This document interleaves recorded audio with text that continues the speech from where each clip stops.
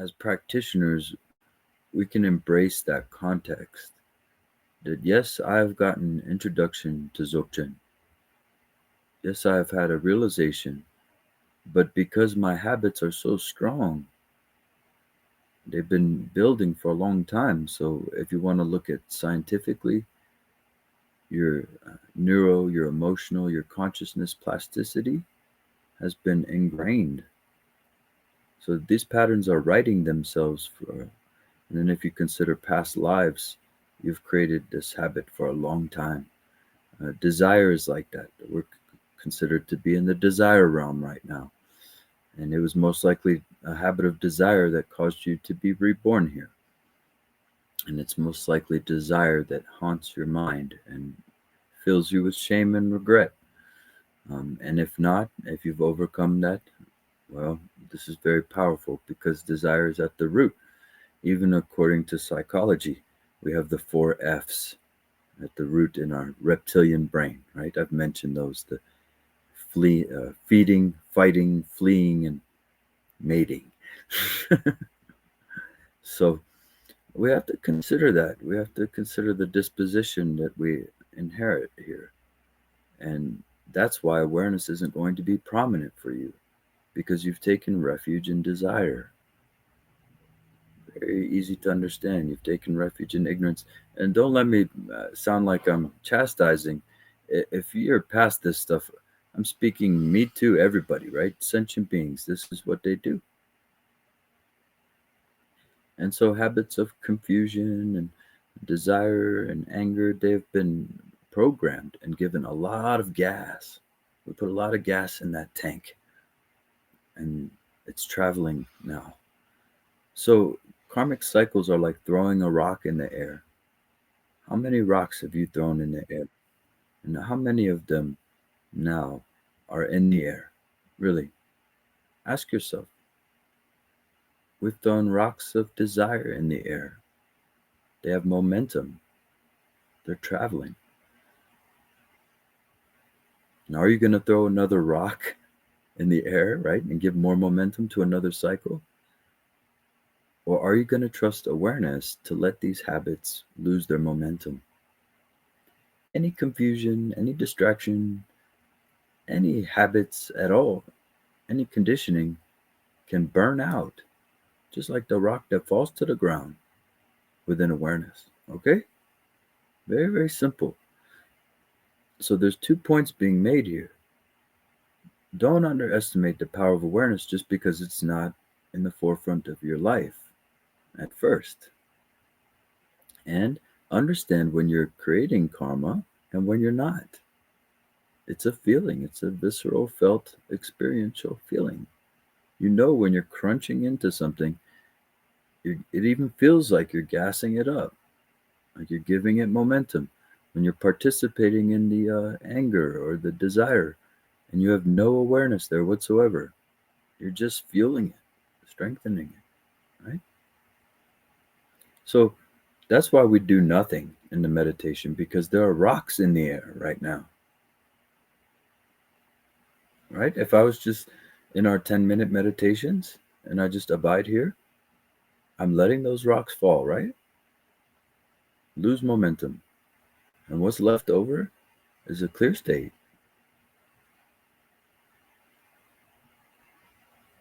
Revelation. Yes. Magic.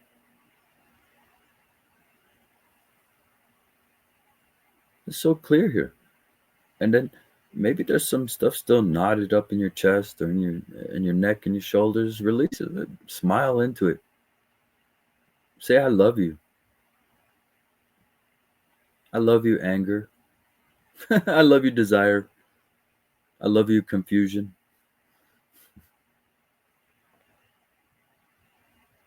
Yes, so great, right? And we can do that with anything. I say I love you now. In the past couple of days, I'm just choosing that terminology, but Donald Trump, I love you. That was hard, huh? But what does that do? It frees your mind from the infestation of Donald Trump, which has become a mental infestation, hasn't it? It's a psychological virus for many people on all sides of the spectrum, political spectrum. Dawai, yeah, I'm secretly MAGA. Make awareness great again. That's what it really stands for. And the misconception could be here that, well, if I say that, then I'm giving into oppression. Actually, no, you can still hold your own with love. That's what we're meant to do. We all have that warrior in us. We don't want to kill. We don't want to have to defend ourselves or be wrathful. But we can do that with love, believe it or not. So anyway, I got a little political there. I never get political, and I try to never get religious, really, in the sense of comparing. Um, but it's a very real part of the world right now, isn't it? So let me go back to trusting the view. Why we trust the view? Why awareness? Now remember, I said it's like the sun. If there's a tree here and the sun goes slowly over, the shadow, it starts here, and then the shadow disappears, right? When the sun is directly overhead and the sun is illuminating everything. Okay, there's still shadows, of course, but this is how awareness works. When you first get introduced, and we have ways to verify this. The lamas have ways to verify this. Practitioners have ways to verify this. We don't speak about it a lot because people will abuse that. But I can tell you one thing: you'll have a little aha moment. Oh yes, I see what he's talking about. Just a little oh. And for some of you, it's been a total aha moment. It depends. So you have your aha moment. That's the sun coming up. Then if you join these groups, if you hang out with other practitioners, if you read scriptures, if you bring it in, if you're using a grinder and the sparks are hitting your eyeball, then yes, that's great. Now you're warming up. See, day is getting warmer, isn't it? The whole day starts to get warmer as the sun comes up. So is your experience. All these things that used to trouble you, they're becoming warmer. The awkward feeling, the insecurities that you have, you're okay with them. In fact, you get to a point where you're kind of crazy. You're like, okay, bring it. Test me. Make me insecure. Make me, challenge my pride, whatever. And you're thankful. Oh, thank you for making me mad today. I really appreciate it. I needed that. I needed to see it. Yeah. I'm so glad I went into that habit of desire and felt shameful because now I don't want to do it again. Right? All kinds of things like that can take place. And so awareness will naturally liberate any confusion. It will naturally liberate these cycles, these karmic mental habitual tendencies, mental emotional habitual tendencies. All that will self liberate the more you trust in the natural sunshine of that warmth, that it's already here. Everything is already here. And we're doing something. So it seems like it's not there. But the doing is also within awareness. That's how you know you were doing it. So then, now the sun is really bright. Awareness is really in the forefront for you. We have some practitioners in this group that are at that point. Lucky you, right? But when you're at that point, you go into a full effortless abiding. Every experience, whether mild, little panicky, or little fears, little tensions, these all are naturally within your awareness now. So every day you're in nirvana. You're truly entered into the stream then. And that's why the yogis, even Buddha Shakyamuni, just walked around, talked to people. He was not holding samadhi. He was resting in awareness. His whole experience was in the bathwater of awareness under the night sky of that illumination. Now I'm taking it to the night, right? That's, so that's really the basics of Dzogchen. Introduced to the view, familiarize with the view, be okay at first. It's not going to be prominent. It's not going to be in the forefront for you all the time.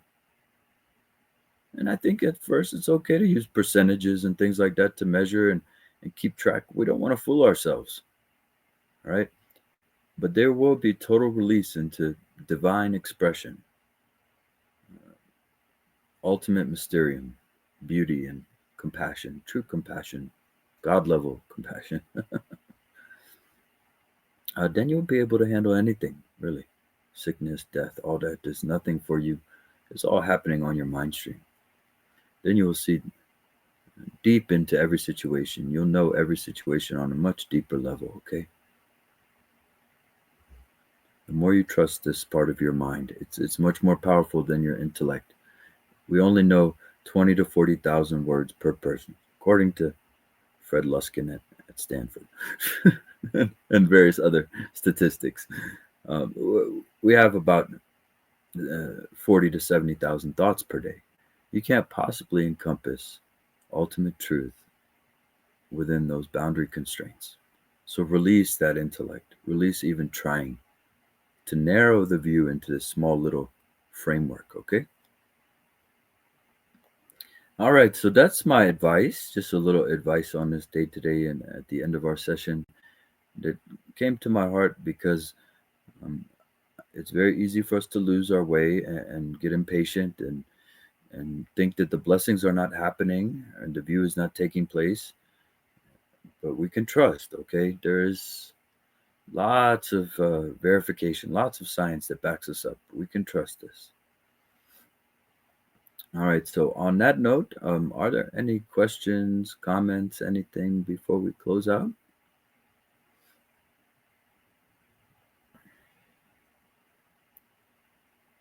Very easy to understand, right? The logic is perfect. Yeah, and that's what they traditionally call. Sterling said he noticed profound shifts in a short time. That's common in this group because that's what they call the blessings. Yeah, they call it the blessings, and the Tibetans call it that, and many others because they don't know exactly why that happens. So they just say it's the blessings, right? And we also, I don't know, is I love to get scientific. We're very evidence based here. It takes the fun out a little bit, but it keeps us on track. And the fact is I also have noticed and have to trust that every time I come in here and talk to you, the lineage is speaking to you too. There's beauty in all the teachings, even the Dalai Lama when I got the Dzogchen teachings from him, the Avalokiteshvara transmission and empower, all that is here with us. And then all our spiritual ancestors is also here with us. And then if there is a God or a supreme source, then it loves us for doing this. It really seems that way. So they call that the blessings because you cannot really verify that so well. Right? What is this? My dog is doing Dzogchen. Oh, hello, doggy. What is your doggy's name? He's doing Dogchen. Dogchen. It's coffee. Oh, that's right, Coffee. Hi, Yeah, Coffee. Oh, money peme home. that's where I sit. Dogchen. I think that's what I'm doing too, Dogchen. Yeah, and then the lineage really does favor sincere practitioners, and that timeless blessing is available to us. Um, and I know that sounds a little woo woo, but sometimes we gotta keep it like that. All right, well, very good, everybody. No final questions, right? Everybody's good. We'll end here then with a short moment of silence for the dedication. Any good merit that we've created through this gathering today, there are beings in this very presence that are suffering, and we dedicate it all to them.